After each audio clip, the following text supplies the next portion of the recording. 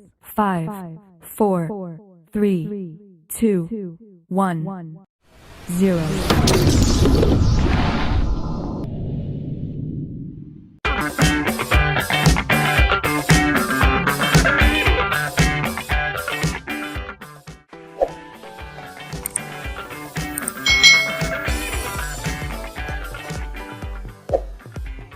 Hai. Selamat datang di channel YouTube Kak Citra. Apa kabar adik-adik semuanya? Kak Citra berharap kalian dalam keadaan yang baik dan sehat ya. Hari ini kita akan belajar bersama-sama untuk mata pelajaran tematik kelas 4. Kita berada di tema baru nih adik-adik, yaitu tema 5, Pahlawanku. Subtema 1, perjuangan para pahlawan, pembelajaran yang pertama. Mari adik-adik kita belajar dengan penuh semangat ya.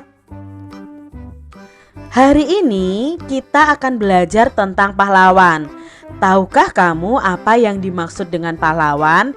Yuk kita pelajari adik-adik. Perhatikan gambar berikut ini. Apa yang sedang mereka lakukan? Yang pertama gambarnya adalah menjenguk teman yang sakit. Lalu gambar yang kedua ini apa ya adik-adik ya? Mungkin ini mencintai lingkungan. Lalu gambar yang ketiga membantu teman yang sedang kesusahan. Bagaimana pendapatmu mengenai hal itu? Ini adalah sikap yang baik ya adik-adik ya, yang perlu kita contoh. Hal baik apa saja yang bisa kalian contoh dari gambar tersebut? Nah, di sini ada hal baik, yaitu peduli terhadap teman kita, peduli terhadap lingkungan.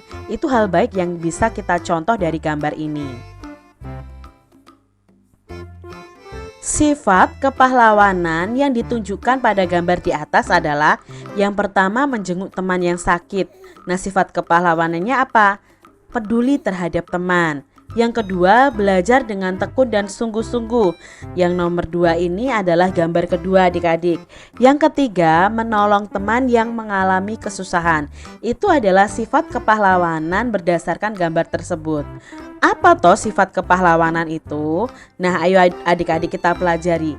Pahlawan adalah orang-orang yang sangat berjasa, berani, dan penuh pengorbanan bagi bangsa, negara, dan agama.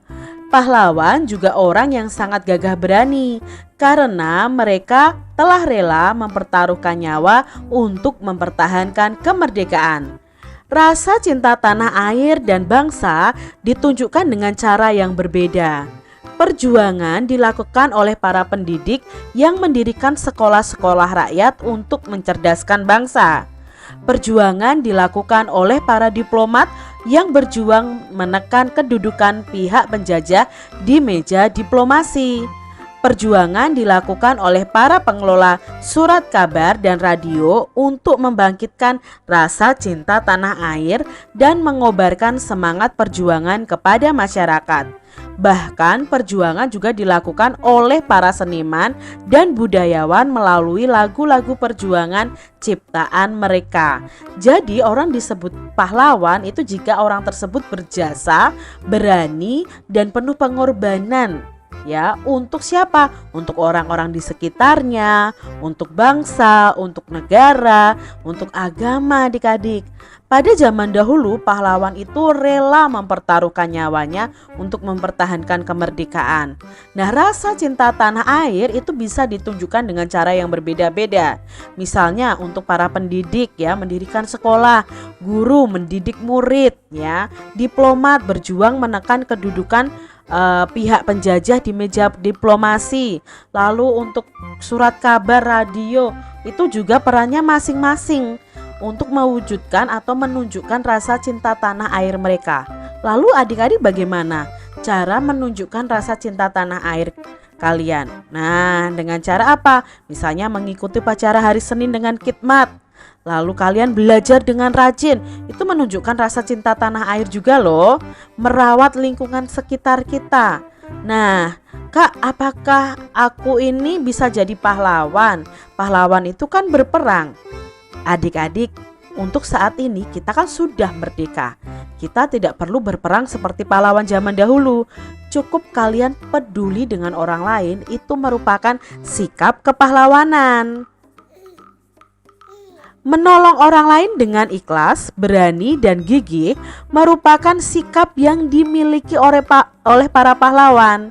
Untuk menghargai mereka, kamu bisa meneladani sikap kepahlawanannya dalam kehidupan sehari-hari. Jadi kalau kalian menolong orang lain dengan ikhlas ya. Bagaimana perjuangan para tokoh di masa kerajaan Hindu, Buddha, dan Islam? Bagaimanakah sikap kepahlawanan yang mereka miliki? Mari kita pelajari bersama adik-adik. Di sini ada bacaan yang berjudul Raja Purnawarman Panji Segala Raja, diambil dari kebudayaanIndonesia.net. Raja Purnawarman mulai memerintah kerajaan Tarumanegara pada tahun 395 Masehi. Pada masa pemerintahannya, ia selalu berjuang loh Dek untuk rakyatnya. Ia membangun saluran air dan memberantas perompak. Jadi dulu di Indonesia itu ada kerajaan namanya Kerajaan Tarumanegara. Tahun 395, wah sangat jauh ya adik-adik ya, sekarang 2020 ya. Dan di sini Raja Purnawarman ini membangun saluran air dan memberantas perompak. Raja Purnawarman sangat memperhatikan kesejahteraan rakyatnya. Ia memperbaiki aliran sungai Gangga di daerah Cirebon. 2 tahun kemudian, ia juga memperbaiki dan memperindah alur sungai Cupu sehingga air bisa mengalir ke seluruh kerajaan. Para petani senang karena ladang mereka mendapat air dari aliran sungai sehingga menjadi subur. Ladang para petani tidak kekeringan pada musim kemarau. Ini adalah yang dilakukan Raja Purnawarman. Kita lanjutkan adik-adik. Raja Purnawarman juga berani memimpin angkatan laut, ini adik-adik ya, tertutup Kerajaan Tarumanegara untuk memerangi bajak laut yang merajalela di perairan barat dan utara kerajaan. Setelah Raja Purnawarman ini berhasil membasmi semua perompak, keadaan itu menjadi aman. Rakyat di Kerajaan Tarumanegara kemudian hidup aman dan sejahtera.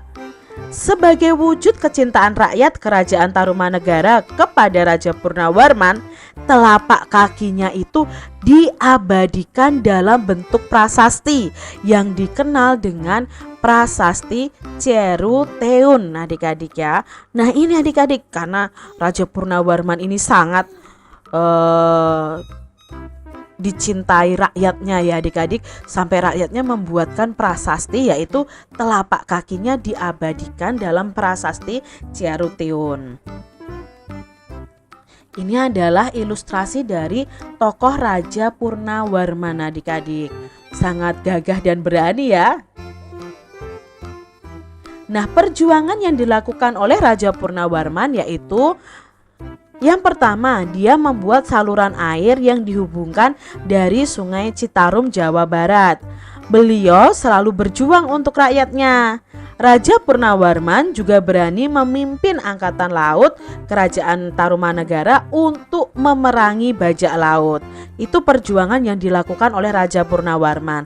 Lalu sikap kepahlawanan apa yang dimiliki oleh Raja Purnawarman? Nah ini sikap kepahlawanannya adalah berani dan pantang menyerah memberantas kejahatan untuk keamanan dan kesejahteraan rakyatnya. Perlu kita contoh ya adik-adik sikap kepahlawanan yang dimiliki Raja Purnawarman ini.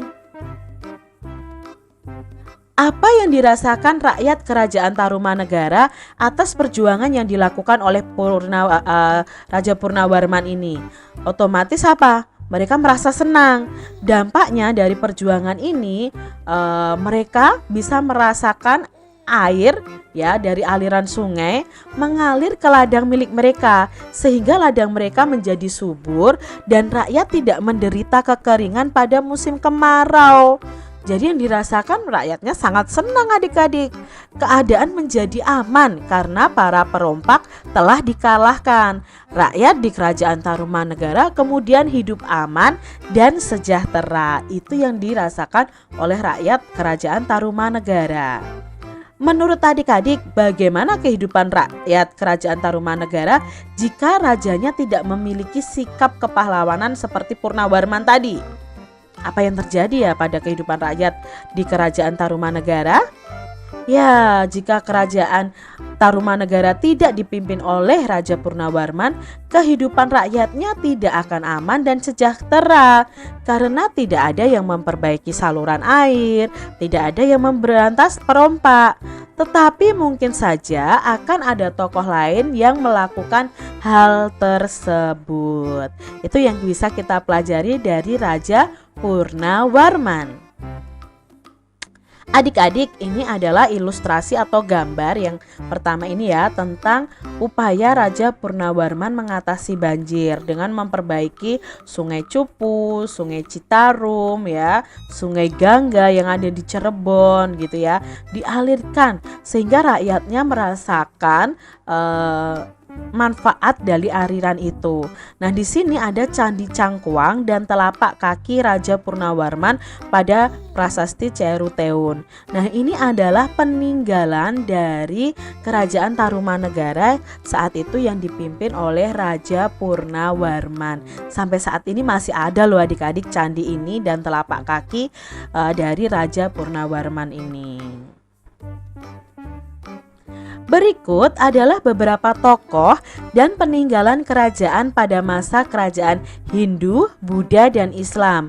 Peninggalan yang mereka wariskan bukan saja benda bersejarah, tetapi juga pemikiran dan nilai-nilai perjuangan yang telah menginspirasi bangsa Indonesia. Nah, ini adalah para pahlawan yang pernah berjuang di Indonesia. Ada Sultan Iskandar Muda dari Aceh, Sultan Hasanuddin, ini disebut ayam jantan dari timur adik-adik. Itu berasal dari kerajaan Gorontalo Makassar.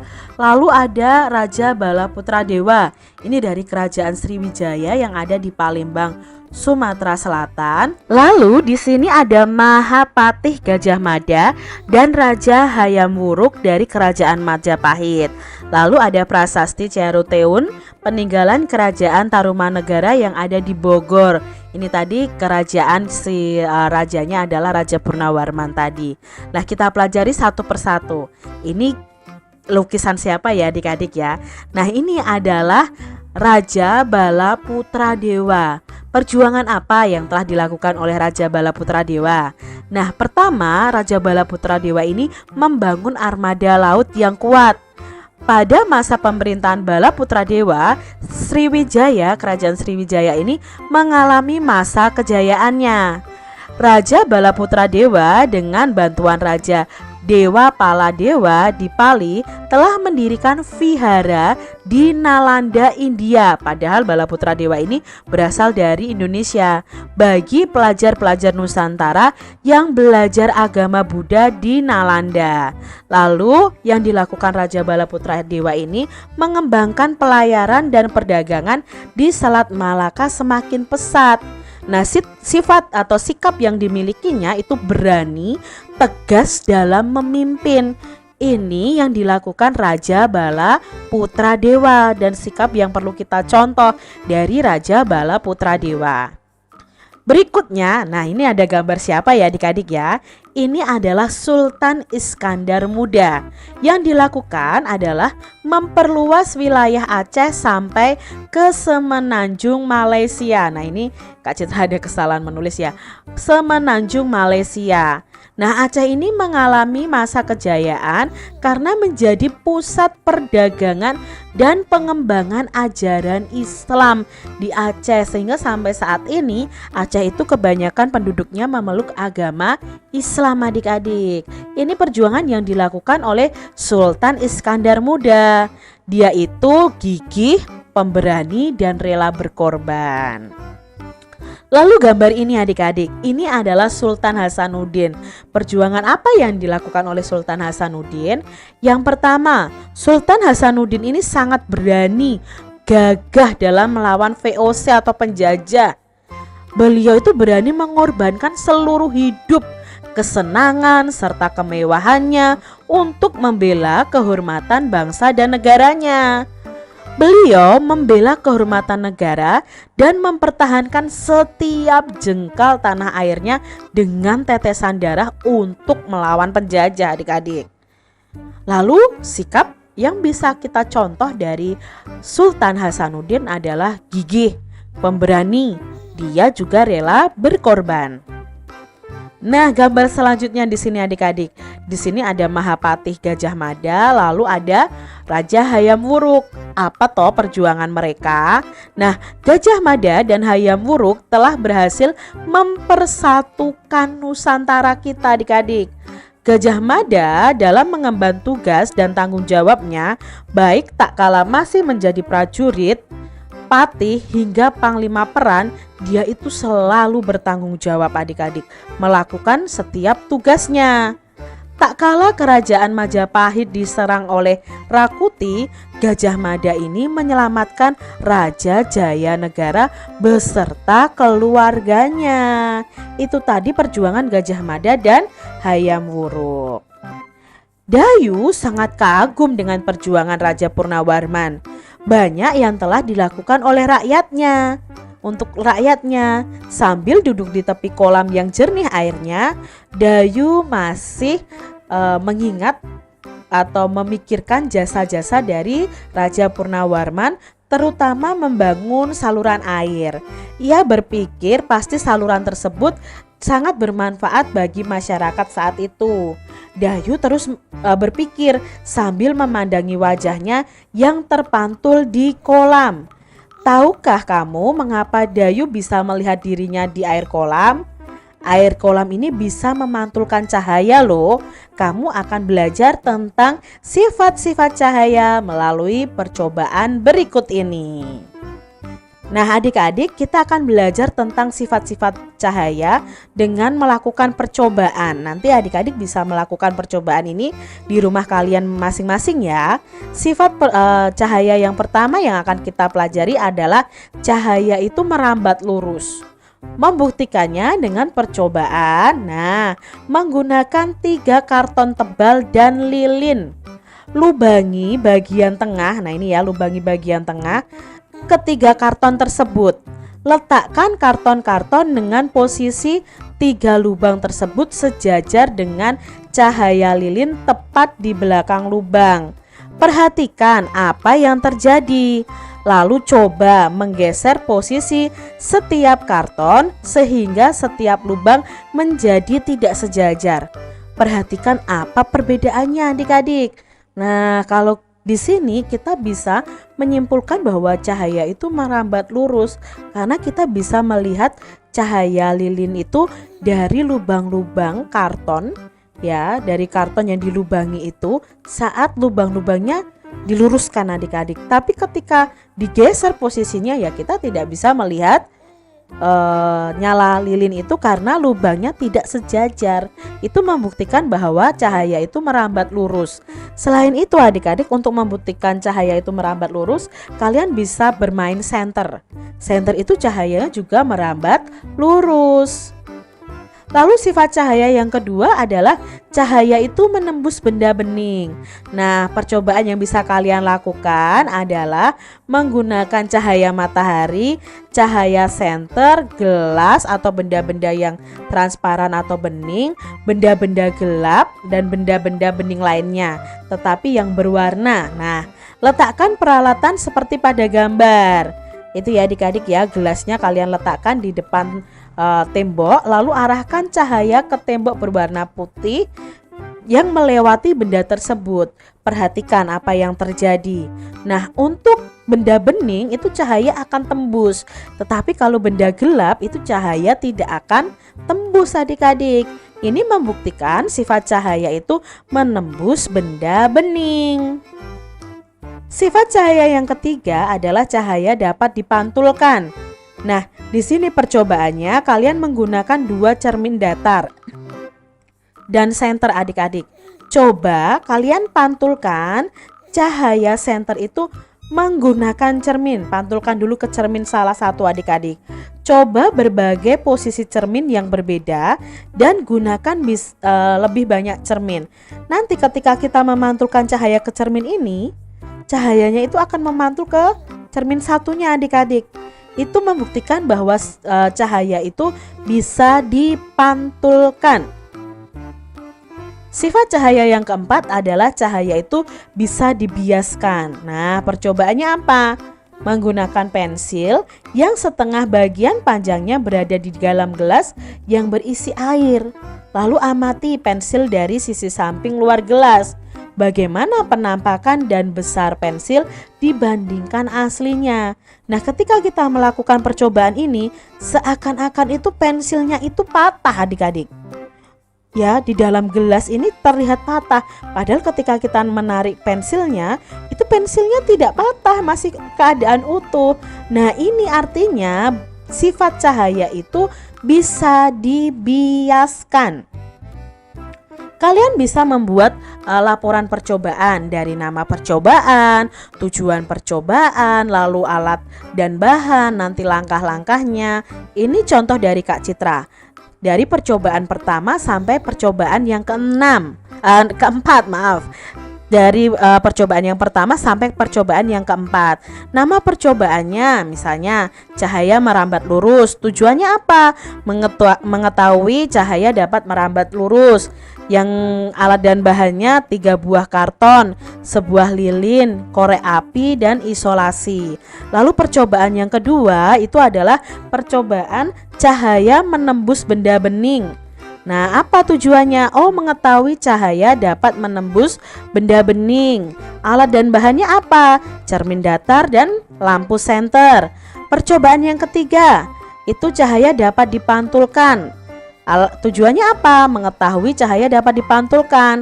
Alat dan bahannya apa? Cermin datar dan lampu senter. Lalu percobaan yang ketiga itu percobaan yang namanya atau judulnya cahaya dapat dibiaskan. Tujuannya apa? Ya, mengetahui cahaya dapat dibiaskan. Alat dan bahannya sebuah gelas berisi air, lalu sebuah pensil. Langkah-langkahnya bagaimana? Nah, langkah kerjanya seperti ini adik-adik. Tadi sudah Kak Citra jelaskan ya langkah kerjanya. Lalu kita menuju ke hasil pengamatan. Nah, hasil pengamatan pada percobaan pertama itu cahaya lilin atau senter dari depan rangkaian kardus yang sudah diberi lubang sejajar, cahaya dapat merambat lurus. Lalu hasil pengamatan yang kedua apa? Cahaya senter yang melewati benda bening dapat terlihat, sedangkan sebaliknya pada benda tidak bening seperti kardus, cahaya tidak bisa menembus. Hasilnya dari percobaan yang ketiga adalah cahaya senter yang diarahkan ke cermin datar dapat memantul. Lalu hasil dari percobaan yang keempat, pensil yang dimasukkan ke dalam air akan kelihatan bengkok. Padahal tidak bengkok atau tidak patah ya adik-adik ya. Itu tadi hasil dari pengamatan atau percobaan yang bisa kalian lakukan. Nah, kesimpulannya apa dari percobaan itu? Kesimpulannya, berdasarkan hasil pengamatan, sifat-sifat cahaya diantaranya yaitu dapat merambat lurus, menembus benda bening, dapat dibiaskan, dan dapat dipantulkan atau dapat memantul. Itu tadi sifat-sifat cahaya.